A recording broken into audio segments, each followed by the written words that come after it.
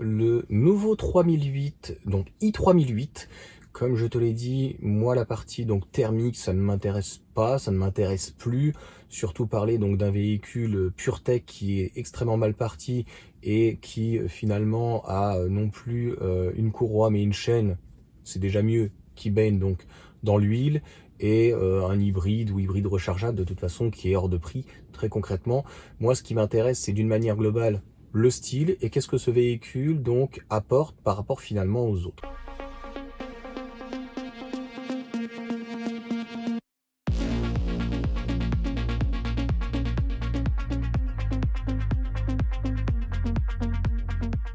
Alors, contrairement à Caradisia, qui sera quand même assez compliqué de comparer un modèle Y avec clairement un 3008, puisque même si j'ai été très critique plusieurs fois, je te mettrai peut-être les vidéos sur le Tesla Model Y, il est clairement incomparable. Il est moins cher, il est plus performant, il est au niveau du comportement routier bien mieux, il est beaucoup plus grand, il y a des sièges qui sont inclinables, et aujourd'hui donc la nouvelle version donc du 3008 n'a plus donc les petits crochets à l'arrière où tu peux appuyer dessus pour rabattre donc les sièges pour pouvoir faire un plat chez plat. Donc clairement pour moi, on peut parler éventuellement face à la concurrence des autres, un X1, un EQB, j'en ai déjà parlé, etc. Là, ce qui m'intéresse concrètement, c'est plutôt les points faibles, parce que finalement, il y en a beaucoup plus que les points forts. Donc, j'ai vu plusieurs vidéos, voilà, Caradisia, j'ai pu regarder Automobile Prop, etc. Automobile Prop a été les seuls, par exemple, de parler de la révision. Donc, la révision, c'est un gros lol, c'est tous les 2 ans, mais 25 000 km. Logiquement, c'est un véhicule pour les gros rouleurs. Moi, le modèle Y, j'aurais pratiquement fait ces 25 000 km en une année. Ça veut dire que tous les ans, tu vas donc, il n'y a pas d'autre mot, te faire défoncer sur une révision qui n'est pas justifiée. J'avais déjà fait des vidéos là-dessus. Je suis vénère, il n'y a pas d'autre mot. Je suis franchement vénère parce qu'il n'y a rien qui te justifie d'y aller donc tous les 2 ans ou encore plus tous les 25 000 km.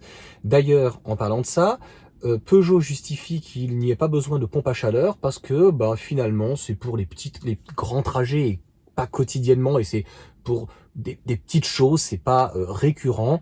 Donc en fait déjà si tu as un gros rouleur et que tu es souvent sur l'autoroute, déjà tu oublies cette voiture là, parce qu'en hiver je peux te dire que la batterie quand elle est à 0 et que tu pars ou quoi que ce soit, tu auras quand même de la régène parce que tu es de la régénération, tu seras sur une batterie NMC qui est moins donc sensible au froid, mais par contre la batterie a besoin d'être chauffée.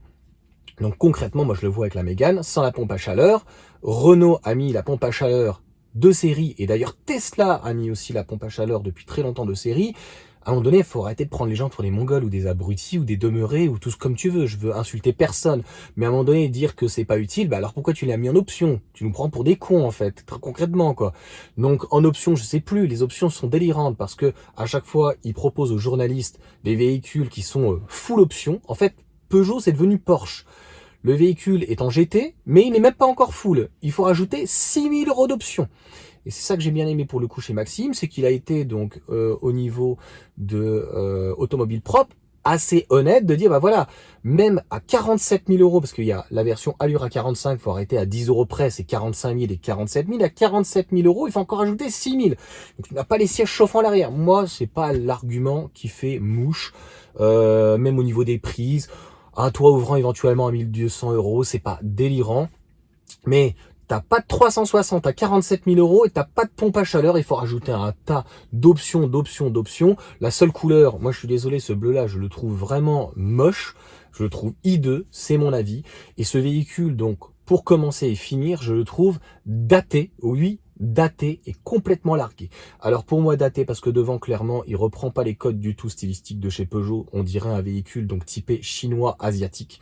Eh bien oui, si tu prends un Seal ou si tu prends les MG, etc., eh bien tu vois qu'il y a un décalage entre le capot, les feux qui font très dragon, très chinois, et un pare-choc donc assez massif avec, c'est beaucoup à la mode, même le Scénic le fait, tu vois, ces petites cales, ces petites en plastique, là, mouvement, etc. Pourquoi? Parce que maintenant, le refroidissement d'une voiture électrique se fait beaucoup plus bas.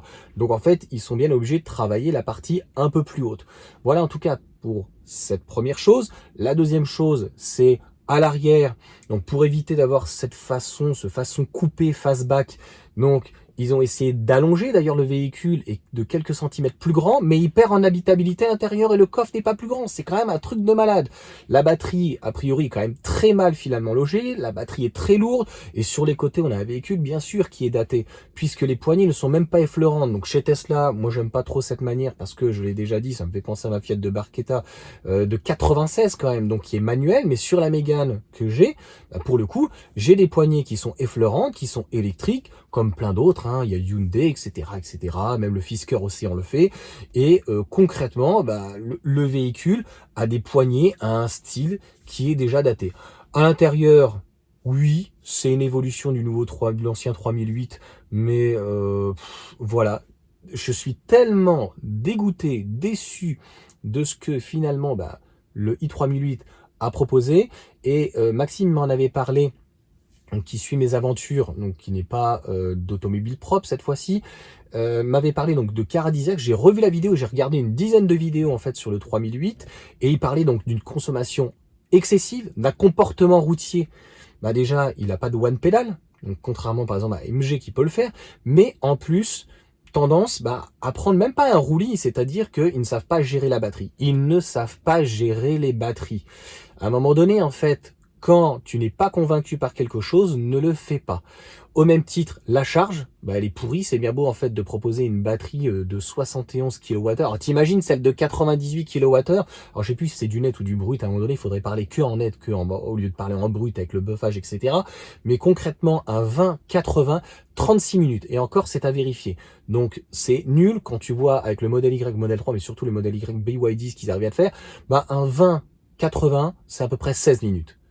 16 minutes, 36 minutes. Avec une batterie NMC en plus. Franchement, alors que Tesla arrive à te faire ça avec une batterie LFP. Donc concrètement, ils sont complètement largués sur tout le comportement routier, sur le fait que ça soit une traction, il aurait fallu une propulsion, sur le prix. Et donc on peut pas la comparer donc concrètement avec un modèle Y. Et moi, dis-moi clairement les points positifs. Qu'est-ce que tu trouves finalement qui est positif dans ce véhicule? Moi, je ne vois pas. Très concrètement, entre la charge, les performances du véhicule, comme je viens de te le dire, le comportement routier, le prix, les options, tout ce qu'ils vont rajouter, et le fait que le véhicule qui soit en électrique n'apporte rien en plus, il n'a même pas de frunk, donc de coffre avant. Donc, c'est, encore une fois, comme les Allemandes, c'est un véhicule thermique qui a été adapté, alors que logiquement, c'est la plateforme STLA, mais c'est pas encore tout à fait la bonne, mais bon, c'est déjà donc le châssis typé pour pouvoir avoir l'électrique. Mais encore une fois, c'est pas comme ça en fait qu'on fait une électrique. Ça risque même d'être contre-productif, ça risque de dégoûter des personnes. Pourquoi? Parce que des personnes qui s'attendent à 500, 600 km d'autonomie et que finalement ils vont se taper 400, 300 km ou 250 km sur l'autoroute, et il suffit qu'il fasse froid ou quoi que ce soit, avec 40 minutes de charge ou quoi que ce soit, ils vont être juste dégoûtés, ils vont se dire, mais attends, non, moi j'arrête l'électrique et je repasse à une thermique. Mais non, c'est pas ça l'électrique. Et pourtant, Dieu sait qu'il y a d'autres constructeurs qui s'en sortent beaucoup mieux. Il y a Renault qui fait très bien, sauf la charge qui est assez moyenne, mais beaucoup mieux au niveau de chez Renault. Il y a Hyundai, il y a même MG qui a de très très bonnes statistiques sur leur charge, mais d'autres choses, même sur la MG4, c'est pas parfait. Et voilà, tu vas passer à la caisse en fait tous les 25 000 km. Donc si tu as un gros rouleur, tu peux peut-être tous les 6 mois, tous les ans. Donc on ne sait pas le tarif, mais tu vas te faire allumer. C'est comme un pigeon, 200, 300 euros pour rien. Puisque sur une électrique, il n'y a rien en révision, mis à part du liquide de refroidissement. Donc clairement, je suis vraiment en colère et je ne le répéterai pas assez. Dis-moi ce que tu trouves de positif, mis à part éventuellement le style intérieur ou extérieur, mais qu'est-ce que tu peux trouver de positif? Voilà en tout cas pour mes arguments que je viens de dire. Je vais les répéter encore une dernière fois parce qu'il y a des idiots qui vont me dire non mais tu comprends rien à l'électrique, tu comprends rien à un Peugeot ou quoi que ce soit. S'ils en vendent, s'il y a des pigeons qui achètent ça, tant mieux pour eux, mais si franchement on doit le comparer à la concurrence et encore plus à une Tesla, mais laisse tomber. Mais laisse tomber quoi. Il y a rien qui va. T'as pas de volant électrique. Je suis même pas sûr que t'as un volant chauffant, mais je crois que oui normalement. Les sièges chauffants, mais bon c'est quand même moyen.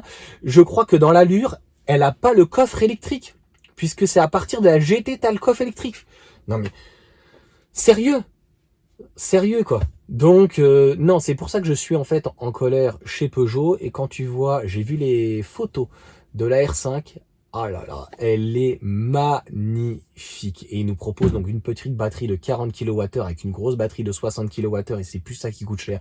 Et franchement, tu vois Renault, excuse-moi, ce qu'ils font actuellement, c'est, pour un constructeur généraliste, c'est juste limite magique. Et l'intérieur de la R5, moi j'avais été déçu de l'intérieur du Scénic parce que dans le prototype il était magnifique, et finalement ils ont repris l'intérieur de la Mégane, d'Austral, etc. Donc j'étais déçu par rapport à ça. Et là, la R5, ils vont te sortir un intérieur, voilà, c'est juste magique. Ce qui manque, et j'en reparlerai donc dans ma vidéo de la R5, c'est plutôt les puissances et peut-être un petit peu la charge. Bah alors le look, mais tout, franchement, pas déçu. Là, le 3008, on l'attendait pas, et finalement, on l'attend pas. Je pense qu'il va très bien se vendre parce qu'ils ont une clientèle, etc. Mais ils vont être dégoûtés. Ils vont être dégoûtés. Même le planificateur, il y a des trucs qui vont pas. Tu peux pas changer comme tu veux. Franchement, non. C'est franchement daté, largué. Et le fond de ma pensée, franchement, si t'achètes ça, tu as le droit, mais moi, c'est pour les pigeons, quoi. Franchement, j'irai pas mettre 40 ou 50 000 euros, même avec 9 000 euros de bonus. Ben, je préfère dans ces cas-là prendre un Scénic. Clairement, il est beaucoup mieux. Il a un toit qui n'est pas électrique, mais il a un toit donc en verre. Je ne sais jamais, chromatique, là, il a le toit en fait qui se teinte, qui est foncé, qu'on retrouve par exemple dans une Lotus Elètre, etc. Franchement, le véhicule est beaucoup plus petit, beaucoup moins daté à l'intérieur. L'automotive de chez Renault fonctionne bien, donc non, on ne peut pas ni lui parler par rapport au modèle Y, et on ne peut même pas la comparer par rapport malheureusement au Scénic. C'est clairement par rapport à la concurrence pratiquement moins bien par rapport à tous. Et ce qui est certain, je l'avais déjà dit, ceux par exemple qui sont encore chez Peugeot mais qui regardent un petit peu ailleurs, qui sont curieux, ils vont aller chez les Allemandes, voire chez Tesla, mais ils auront toujours leur clientèle clairement de base. Allez, sur ce, je vous souhaite une bonne journée et je vous dis à bientôt.